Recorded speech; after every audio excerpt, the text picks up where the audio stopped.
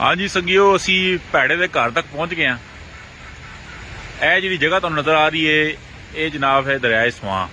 ठीक है जी। तो यह दरियाए स्वां का पुराना पुल है। ये अपने आसार को दसदा है कि कोई ये गोरे के दौर का ही बनया। तो बड़ा शानदार पुल बनया है। इस पर बड़े लोगों ने सफ़र किया होएगा, लेकिन शायद थल्लों इस तरह नहीं देखा होएगा तुसी।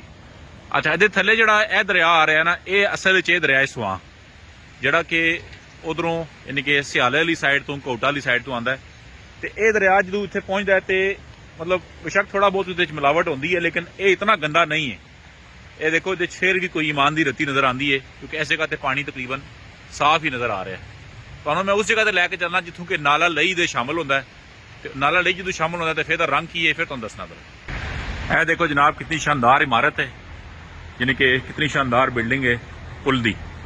तो इस तू असी परली साइड से चलने हैं, जरा उधर जाके हाल हवाल देखने हैं कि सूरत हाल है। बड़ी खूबसूरत गोरे के दौर से बना टैक्सचर है। तो उत्थे देखने हैं कि उस साइड तक की हाल। लो जनाब असी पुल के दूसरी तरफ आ गए हैं।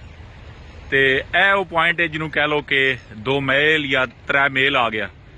इस साइड ते DHA1 है सामने, तो उधरों आ रहा नाला लई जड़ा कि आके शामिल होता है। वो देख रहे तुहानू झग दी सारी। इस साइड तो आता है स्वां। ये पानी कंपैरेटिवली साफ होता है।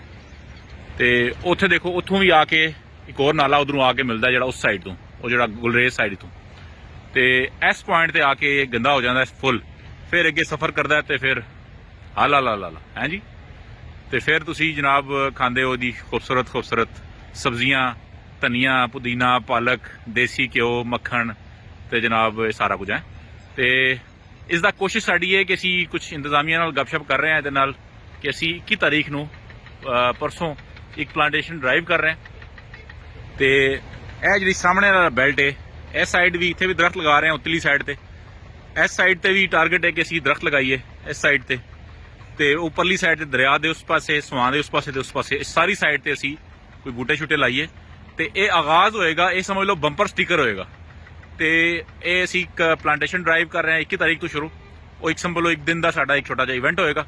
उस तो बाद असी फिर इंशाअल्लाह ताला इस स्वां की पूरी पट्टी नूं फड़ लेना है। तो ये तकरीबन साहब तुहानूं पता ही है 190 किलोमीटर की पट्टी है जी कि कंटैमीनेटेड है। तो फिर असी पिछे चलांगे जनाब पिछे शहर वाली साइड से नाला लई वाले पासे। तो उत्थे भी देखांगे की हालात वाकियात ने। बस मैं तुहानूं अपडेट कर दईए कि यह है जनाब साडा 2 मील। यह इत्थे आके 2 दरिया मिलते हैं, एक नाला लई तो एक असली वाला स्वां जनाब।